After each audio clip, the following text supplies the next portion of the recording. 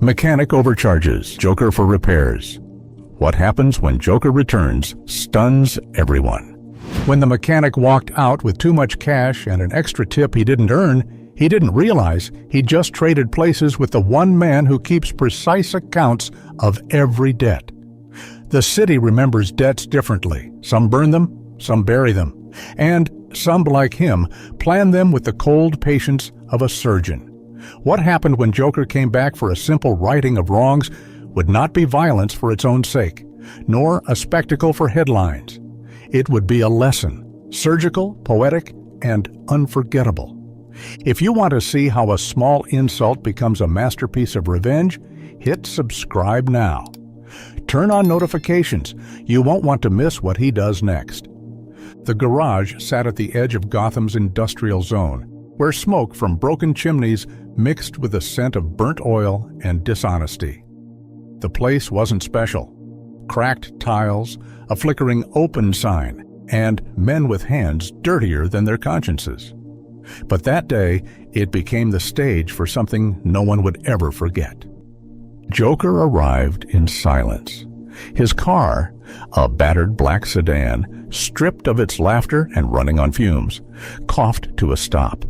His painted face reflected off the grimy window like a ghost visiting his own funeral. "Just a quick fix," he said softly to himself, voice laced with irony. "And maybe a test." Inside, the mechanic barely looked up. He was a thick man with the kind of smirk that comes from overcharging a dozen customers before lunch.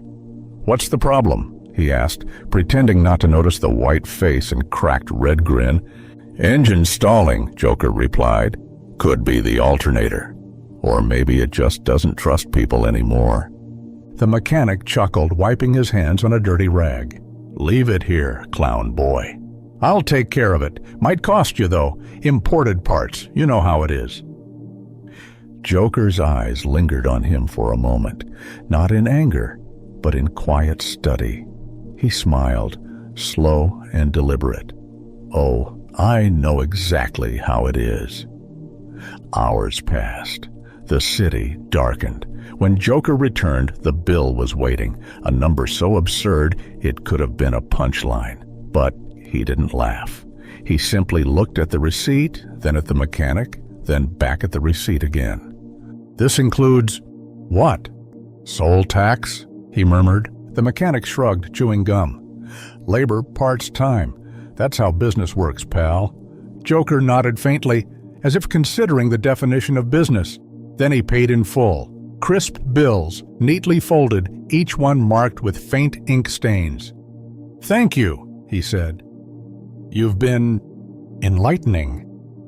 The mechanic watched him leave, smirking at his easy victory. But as the taillights disappeared into the fog, something cold twisted in his gut. The clown had paid too easily, too quietly, like a man writing the last line of a story no one else knew they were in.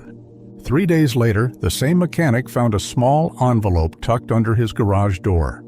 Inside was a photograph. His garage, his face, his family's address written neatly in red marker. No words, just the receipt he'd given Joker, folded beneath it. He laughed it off. "Sick freak," he muttered, tossing it into the trash. But that night, when he went to lock up, the lights flickered, once, twice, then went completely dark. The radio on his workbench crackled to life, static, then a voice, soft mocking, familiar. "You fixed my car beautifully," the voice said. "But I think you broke something else. Honesty, maybe?" The mechanic froze, scanning the shadows. "Who's there?" A faint chuckle echoed, bouncing off the walls. "Oh, I think you know. You overcharged a man who doesn't forget value." Then the radio went silent. He left early that night, pretending nothing happened. But when he came back the next morning, the garage was different. Every tool was arranged perfectly, too perfectly, lined up like a military inspection. His chair, his phone, his wallet, all untouched, but moved just slightly. A whisper of presence, a warning. And there, on the counter, sat another envelope. Inside was a single wrench, his favorite, painted half white, half red. Beneath it, a small note. "You fixed my engine. Now I'll fix yours." Panic finally hit him. He called the cops, filed a report, blamed vandals. But that night, when he checked the CCTV footage, every file was gone. Every camera feed wiped clean. Except one. In the corner of one video, at exactly 3:03 a.m., he saw a figure standing in the doorway. Face painted, head tilted, smiling into the lens. Then, with a single finger, the Joker drew a smile across the camera's cracked glass. The mechanic slammed his laptop shut, heart pounding. But the true horror wasn't in what he saw. It was in what he heard as he locked the door. Faint music playing from the street outside, a children's tune, twisted, off-key, and it was coming from his car. He stepped outside slowly, every muscle shaking. The car lights flickered on by themselves. The engine coughed, the same sound Joker's had made. Then, from the open window, a voice whispered, "Repairs complete. Payment pending." The car roared to life, cut to black. The next morning, the mechanic didn't show up to work. His assistant, a young kid named Reggie, found the garage door wide open and the car still idling in the same spot it was left the night before. Engine humming softly like it was breathing. The keys were in the ignition, and on the driver's seat sat a playing card. A Joker. Half burned. The cops came, asked their questions, left with no answers. "Probably some prank," one said. "He'll turn up." But Reggie knew better. There was something in the air, a tension that didn't belong to pranks. The tools lay untouched, the radio silent, and the scent of gasoline lingered too long, as if the place itself was afraid to breathe. That evening, as rain whispered against the corrugated roof, Reggie locked up and started for home. That's when he noticed something strange. A black car parked across the street. Its windows were dark, its engine off, but the faint silhouette of a face glimmered behind the glass, painted white, watching. Reggie froze. He blinked once, and the car was gone. Vanished into the downpour.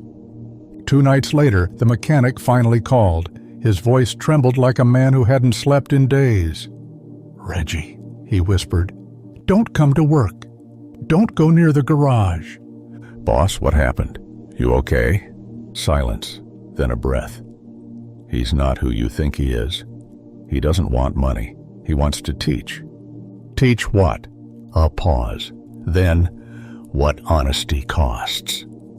The line went dead. Reggie tried calling back. Nothing. He rushed to the mechanic's apartment, but the door was cracked open. Inside, the lights flickered weakly, and the smell of smoke filled the air. The living room was spotless, too spotless, except for the walls. They were covered in receipts, hundreds of them taped in perfect lines. Every single one had been altered, prices rewritten, totals circled in red, and in the center of the wall, written in the same crimson ink, "You charge others for what you lack yourself." On the table lay a phone, still recording. Reggie pressed play. The screen flickered, showing the mechanic sitting in a chair, pale and shaking. Behind him, Joker's voice hummed softly, calm, eerie, like a lullaby made of knives. "Do you know why I came back?" Joker asked. I didn't mean to, "Oh, you meant to," Joker interrupted. "That's what makes it art. You didn't steal money. You stole trust. You saw a man, decided he was worth less than your time, and you called it business. That's the problem with people like you. You think corruption only exists in big buildings, but it lives here, in small choices." The camera wobbled as the mechanic tried to move, but his hands were bound. Joker's gloved fingers appeared in frame, holding a wrench, half red, half white. "I told you I'd fix your engine." "The one inside your chest," the recording cut out. Reggie dropped the phone, heart pounding. Outside, thunder rolled across the city like slow applause. He stumbled back, terrified, when his eyes caught something near the window.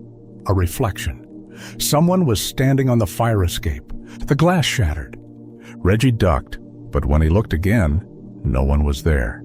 Just a single playing card, fluttering to the floor.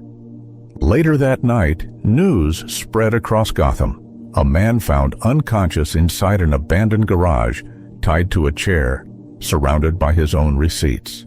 No sign of assault, no money missing. Just one thing left on the floor beside him. A note. Invoice settled. Service rendered. But that wasn't the end. Because the next morning, every mechanic shop in the industrial zone received an envelope. Inside each, a picture of their shop front, a receipt folded neatly, and a single question scribbled across it. How much is honesty worth? Some threw it away. Some laughed. But others began locking their doors earlier. They stopped lying about costs, stopped pocketing small bribes.